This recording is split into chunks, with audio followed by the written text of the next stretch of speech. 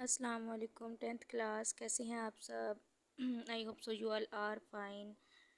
हम लोग 10th chapter कर रहे थे बायोलॉजी का। इसका हम लोगों ने लेक्चर नंबर 1 कर लिया था, जिसके अंदर हम लोगों ने गैसेस एक्सचेंज इन प्लांट पढ़ लिया था। नेक्स्ट अब हम लोगों ने पढ़ना है, जो हमारा नेक्स्ट टॉपिक है गैसियस एक्सचेंज इन ह्यूमन के बारे में हम लोग पढ़ने लगे हैं।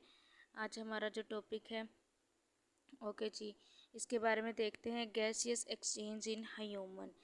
Gases exchange carried by respiratory system. उन्होंने कहा है जो हमारे अंदर गैसों का तबादला होता है इंसानों के अंदर, वो रिस्पिरेटरी सिस्टम के थ्रू होता है। Respiratory system in two parts. जो रिस्पिरेटरी सिस्टम है, आप लोगों को मैंने लेक्चर नंबर 1 के अंदर बताया था कि रिस्पिरेटरी सिस्टम जो होता है वो मैकेनिकल और केमिकल दोनों के साथ मिलकर काम करता है। मतलब कि जो जानदार इंसान होते हैं उनके अंदर जितने भी गैसों का तबादला होगा वो रिस्पिरेटरी सिस्टम कहलाएगा। Respiratory system in two parts. Respiratory system दो तरीक़ों से होता है। एक होता है एयर पैसेज वे और एक होता है लंग्स के थ्रू। ओके जी, तो हम सबसे पहले एयर पैसेज वे देख लेते हैं। एयर पैसेज वे के अंदर आप लोग सबसे पहले जो पढ़ेंगे वो है नेज़ल कैविटी। नेज़ल कैविटी बेटा कहते हैं जो हमारे नोज़ है, नोज़ एरिया। इसके अंदर ये नोज़ एरिया जो सारा का सारा अंदर हवा जहाँ से गुजर रही होती है हमारे, ये सारा एरिया जो है ये नेज़ल कैविटी कहलाता है। The nose encloses the nasal cavity. नाक के अंदर जो खाली जगह होती है वो नेज़ल कैविटी कहलाती है। Open to the outside through the opening called nostrils. उन्होंने कहा है कि जिन सुराखों के ज़रिए गुजरती है हवा, जो सुराख हमारे होते हैं बाहर की तरफ खुलती हैं, इनको नोस्ट्रिल्स कहते हैं। Divided in two portions by a wall. Each portion have hair and mucus which filter the dust particles from the air. वो कह रहे हैं कि एक दीवार जो नेज़ल कैविटी, सबसे पहले तो यहाँ पे कहे जाएंगे बताएंगे कि जो एक दीवार है नेज़ल कैविटी की वो दो हिस्सों में खुलती है। आप लोग को पता है हमारा जो नोज़ है उसके दो सुराख होते हैं, और वो जो दो सुराख हैं वो क्या हैं? नोस्ट्रिल्स होते हैं। तो नोस्ट्रिल्स कितनी उसकी नेज़ल कैविटी है? दो उसके हिस्से हैं। हर हिस्से की जो एक दीवार है ना उसके अंदर म्यूकस होता है। उस म्यूकस और बाल दोनों होते हैं। ये क्या करते हैं, जो हवा में मौजूद जितने भी मिट्टी के ज़रात होते हैं उनको फ़िल्टर करती है, और फिर जो म्यूकस होता है जब अंदर दाखिल होने वाली जितनी भी हवा होती है उसको नरम भी करती है। और उससे क्या होता है कि जो जिस्म का टेम्परेचर होता है ना वो कंट्रोल होता है, और जो हमारे जिस्म के टेम्परेचर के मुताबिक उस हवा को करती है, और फिर जब वो हवा हमारे जिस्म में जाती है तो वो हमारी बॉडी को मुतासिर नहीं करती। नेक्स्ट है फेरेंक्स। जब हवा, जाहिर सी बात है, जब नाक से हवा गुजरेगी तो वो नेज़ल कैविटी से फिर फेरेंक्स के पास आएगी। नेज़ल कैविटी दो छोटे सुराखों में अंदरूनी नोस्ट्रल्स की तरफ जो खुलता है वो होता है फेरेंक्स। ठीक है, nasal cavity open into the pharynx. जब नेज़ल कैविटी आगे की तरफ जाता है तो वो फेरेंक्स में ओपन होता है। यहाँ पर आप लोगों को इस पिक्चर के अंदर शो हो रहा होगा, ये हमारा नेज़ल कैविटी था। अब नेज़ल कैविटी के बाद जो पार्ट है वो है फेरेंक्स। फेरेंक्स का काम क्या है?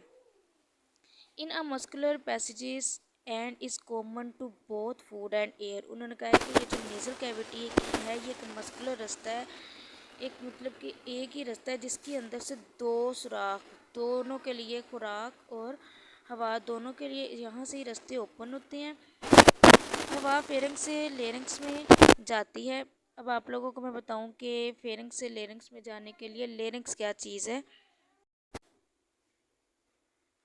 तो लेरिंक्स के बारे में पढ़ते हैं। तो लेरिंक्स एक बॉक्स होता है जो कि कार्टिलेज, हमारी जो मुड़कनी हड्डी होती है उसका बना होता है। ये कहाँ पे पाई जाती है? ये फेरेंक्स और ट्रेकिया के दरमियान में पाई जाती है। ठीक है, ये फेरेंक्स और ट्रेकिया के दरमियान में पाई जाती है। अच्छा जी, तो हवा कहाँ से कहाँ जाती है? अब हम लोगों ने पढ़ा कि नेज़ल कैविटी से वो गई थी फेरेंक्स से, अब फेरेंक्स से वो जाएगी लेरिंक्स में।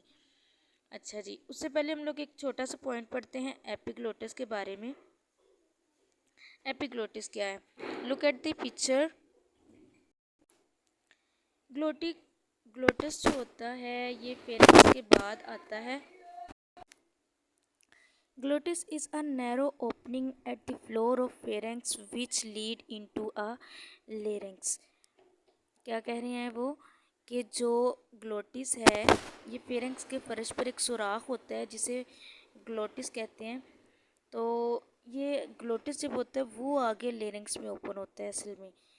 तो उसके बाद क्या होता है, लेरिंग्स आप लोग को मैंने बताया कि ये कार्टिलेज की बनी हुई एक साख्त होती है जिसका जो मेन मकसद क्या होता है, जिसको हम लोग वॉइस बॉक्स भी कहते हैं।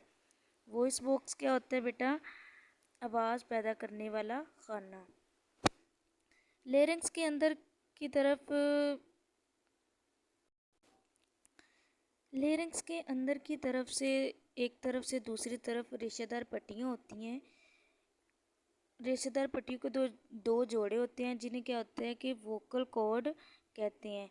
अब वोकल कॉर्ड का काम क्या होता है बेटा? वोकल कॉर्ड जब वाइब्रेट करती है तो वहाँ से हवा गुज़रती है, और जब हवा गुज़रती है तो वो वाइब्रेट करता है, और जब वो वाइब्रेट करता है तो वो साउंड प्रोड्यूस करता है। ठीक है, जो भी हम लोग बोलते हैं ये सारा कुछ वोकल कॉर्ड के थ्रू होता है। नेक्स्ट देखते हैं ट्रेकिया। अब हम लोगों ने फेरेंक्स पढ़ा था। फेरेंक्स के बाद हम लोगों ने लेरेंक्स के बारे में पढ़ा। लेरेंक्स जो आगे खुलता है, लेरेंक्स से आगे जो कंटिन्यू जो चीज़ जहाँ से हवा ने गुजरना है वो क्या होता है? ट्रेकिया।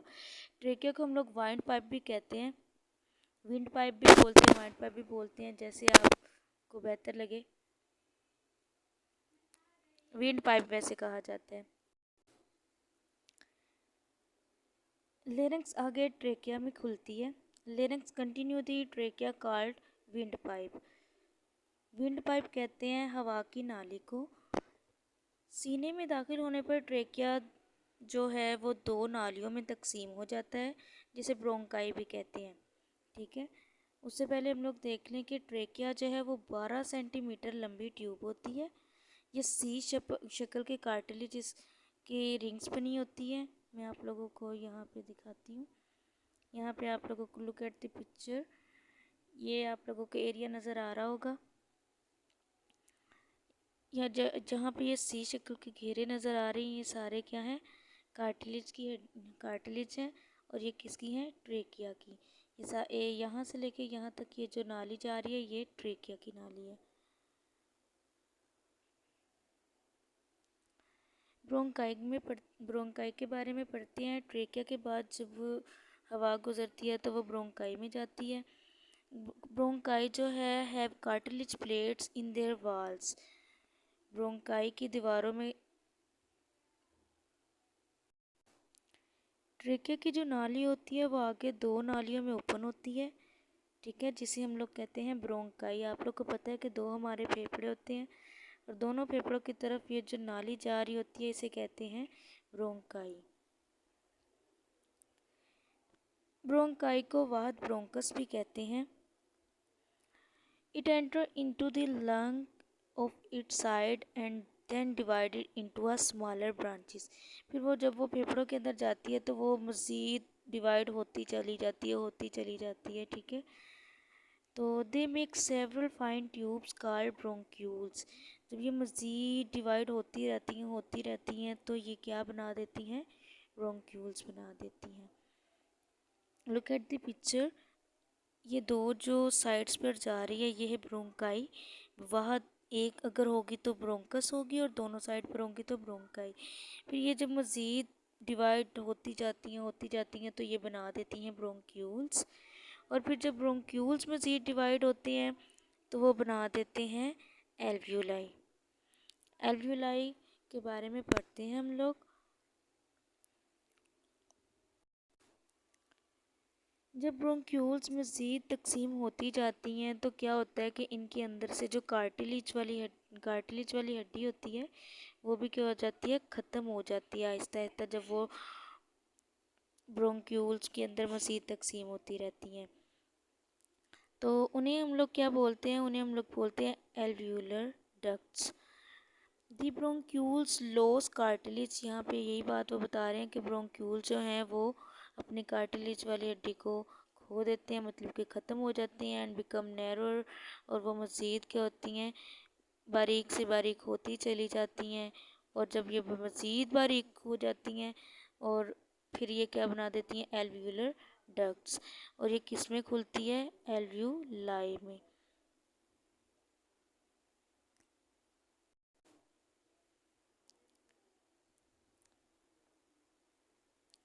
एल्व्यूलाई के बारे में हम लोग देखते हैं,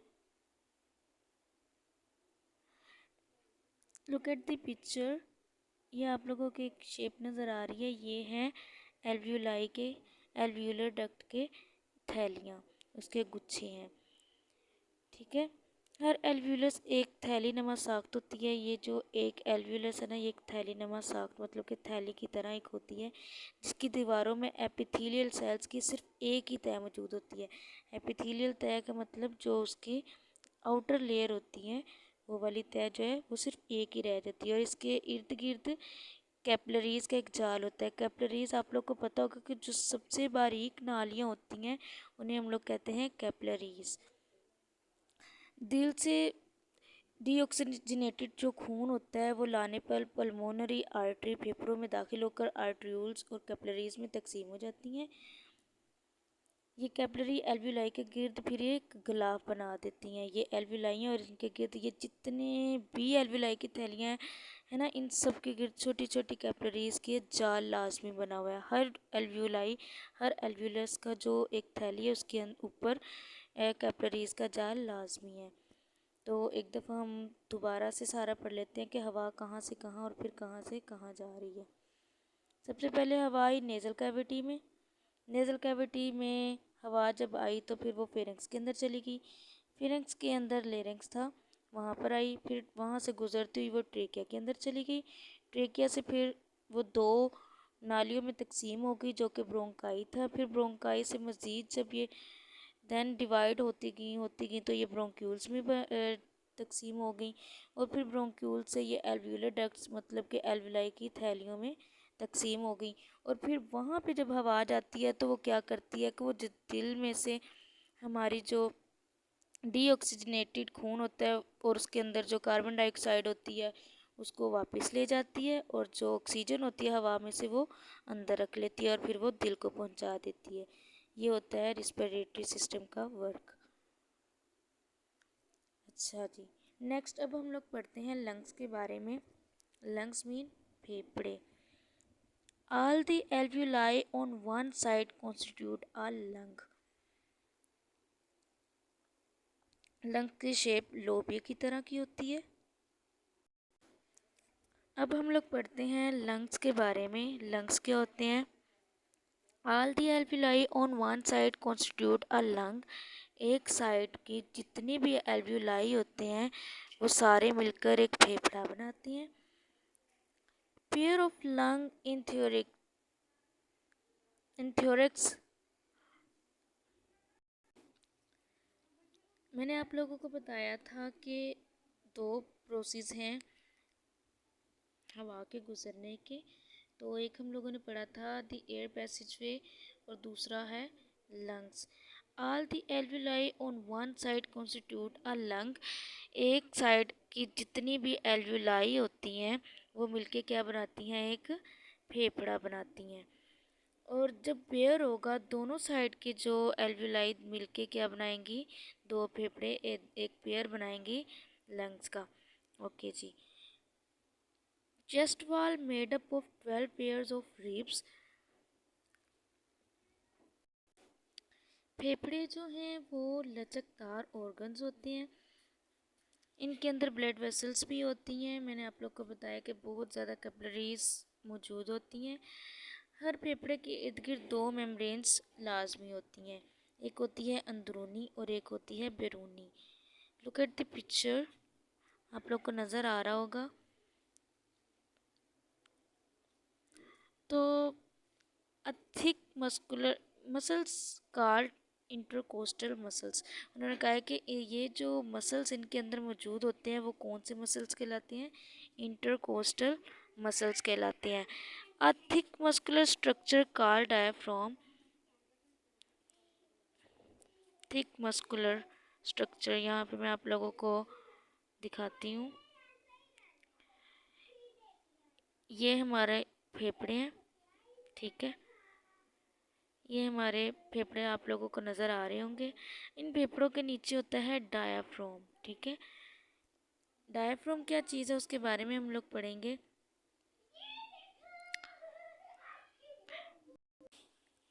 चेस्ट वाल made up of 12 pairs of ribs.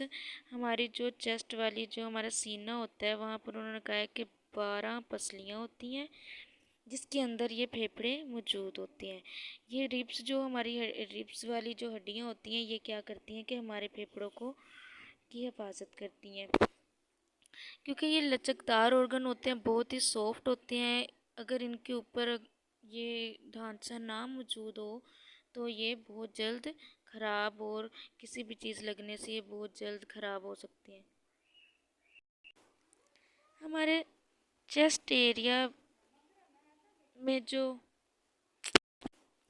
Chest वाल made up of 12 pairs of ribs, हमारा जो चेस्ट एरिया होता है उसके दोनों साइड पर 12-12 पसलियाँ होती हैं, ठीक है। इनके अंदर हमारे जो फेफड़े हैं वो पाए जाते हैं। तो ये बहुत ही ज़्यादा लचकदार होते हैं। इनके अंदर ब्लड वेसल्स भी होती हैं जो पल्मोनरी आर्टरीज और वेंस की शाखें हैं। हर फेफड़े के अंदर एक गिर्द 2 मेम्ब्रेन्स होती हैं, ठीक है। 2 मेम्ब्रेन्स कौन सी, एक बैरूनी प्लूरल मेम्ब्रेन और एक अंदरूनी प्लूरल मेम्ब्रेन्स। इन मेम्ब्रेन के दरमियान एक स्याल माया मतलब कि एक बहुत ही गाढ़े काले रंग का एक माया लिक्विड सा मौजूद होता है जो फेफड़े के आज़ाद दाना फैलने और सिकुड़ने के लिए रगड़ से बचाव के लिए फ़ायदेमंद होता है। मतलब कि अगर फेफड़े इसके अंदर मौजूद है तो वो क्या करते हैं, इनके बचाव के लिए हिफाजत करते हैं। These muscles are also called intercostal muscles. ये मसल्स क्या कहलाते हैं, इंटरकोस्टल मसल्स भी कहलाते हैं। अच्छा जी, a thick muscular structure called diaphragm. फेफड़ों के नीचे एक बहुत ही मोटी मस्कुलर स्ट्रक्चर जो होता है उसे हम लोग डायाफ्राम कहते हैं। डायाफ्राम का काम क्या होता है वो भी अब हम लोग पढ़ेंगे। इस प्रेजेंट बिलो दी लंग्स, ये बिल्कुल जो हमारे फेफड़े हैं उनके नीचे पाई जाती है। Left lung is smaller than right lung. उन्होंने कहा है कि जो हमारा बायां तरफ का जो फेफड़ा होता है वो दाएं तरफ के फेफड़े से छोटा होता है। क्यों, क्योंकि इसके अंदर टू लोब्स होते हैं, जबकि जो राइट लंग होता है उसके अंदर 3 लोब्स होते हैं। नेक्स्ट देखते हैं the mechanism of breathing. Next point है हमारा the mechanism of breathing. The physical movement associated with the gases exchange are called breathing। सांस लेने के अमल हम लोगों ने पढ़ा था लेक्चर नंबर 1 में, मैंने आप लोगों को बताया था। एक होती है फिजिकल मूवमेंट और एक होती है फिजिकल मूवमेंट के साथ बायोकेमिकल मूवमेंट भी होती है। जो बायोकेमिकल मूवमेंट इंक्लूड होती है वो होती है रिस्पिरेटरी सिस्टम, और जो फिजिकल मूवमेंट सिर्फ होती है वो होती है ब्रीथिंग। तो हम लोग ब्रीथिंग के बारे में पढ़ेंगे। ब्रीथिंग के अंदर 2 फेजेस होते हैं, कौन कौन से होते हैं, एक होती है इंस्पिरेशन और एक होता है एक्सपीरेशन। इंस्पिरेशन का दूसरा नाम इनहेलेशन भी आ जाता है और एक्सपीरेशन का दूसरा नाम एक्सहेलेशन भी आ जाता है। इसके बारे में पढ़ते हैं। सबसे पहले इंस्पिरेशन और इनहेलेशन के बारे में पढ़ते हैं। इंस्पिरेशन बेटा सांस को अंदर खींचने का अमल होता है जिसके अंदर कुछ चेंजिंग होती हैं। उन चेंजिंग के बारे में हम लोग पढ़ेंगे कि कौन कौन सी चेंजिंग होती हैं। इंस्पिरेशन के दौरान रिब्स मसल्स कॉन्ट्रैक्ट, जो रिब्स के मसल्स हैं वो सिकुड़ जाते हैं। रिब्स रेस्ड और वो ऊपर की तरफ उठ जाते हैं। Dome shape diaphragm contract and is lowered, और जो नीचे वाली जो सतह होती है वो अंदर को चली जाती है। जब हम सांस लेते हैं तो ये हमारा सीना जो वो ऊपर की साइड हो जाता है, रिब्स मतलब कि ऊपर की तरफ हो जाते हैं, और जो हमारा डायाफ्राम है वो नीचे की तरफ हो जाता है।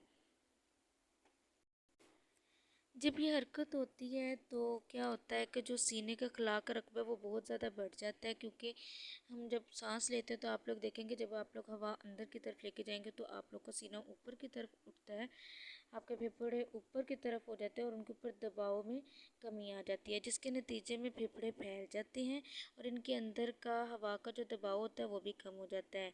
ये बाहर की जो हवा होती है तेज़ी से फेफड़ों के अंदर लेके जाती है ताकि दोनों तरफ का जो दबाव है वो बराबर हो सके। फिर उसके बाद जो आता है वो होता है एक्सपीरेशन और एक्सीलेशन। एक्सपीरेशन का काम क्या होता है कि after the gases exchange in the lungs, जब आप लोग के अंदर गैसों का तबादला होता है तो उसके बाद जो ना खालिश हवा आप लोगों की होती है, मतलब कि जो कार्बन डाइऑक्साइड होती है वो जिस्म के अंदर से बाहर निकल जाती है। और वो किस तरह निकलती है, रिब्स मसल्स रिलैक्स, जो हमारी पसलियाँ होती हैं उनके जो मसल्स होते हैं वो दोबारा से रिलैक्स हो जाते हैं, वो नीचे को जाने लग जाती हैं। Ribs back to the original position, और वो दोबारा से अपनी पोजीशन में आ जाती है। उसके बाद क्या होता है कि जो हमारा डायाफ्राम मसल्स होते हैं, ये जो डायाफ्राम्स होते हैं ये दोबारा को ऊपर की तरफ उठ जाते हैं और वो दोबारा से फैल जाते हैं और ये रिलैक्स हो जाते हैं। इससे सीने का जो खला का रकबा वो दोबारा से कम हो जाता है और फेफड़े के ऊपर दोबारा से दबाव का वज़न में इजाफा होने लगता है, जिसके नतीजे में क्या होते हैं कि फेफड़े सिकुड़ने लग जाते हैं और अंदर की जितनी भी हवा होती है वो सारी बाहर को निकल जाती है। ये हमारा आज का टॉपिक था। आज हम लोगों ने पढ़ा है आज हम लोगों ने पढ़ा है gases exchange in human. Gases exchange in human के बारे में हम लोगों ने बहुत कुछ पढ़ा है। एक दफ़ा मैं आप लोगों को रिवाइज़ करवा देती हूँ, आप भी मेरे साथ रिवाइज़ कीजिएगा।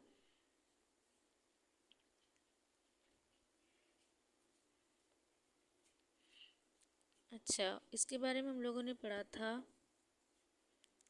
कि गैसेस एक्सचेंज इन ह्यूमन के अंदर दो प्रोसेस होते हैं, एक होता है एयर पैसेजवे और दूसरा होता है लंग्स।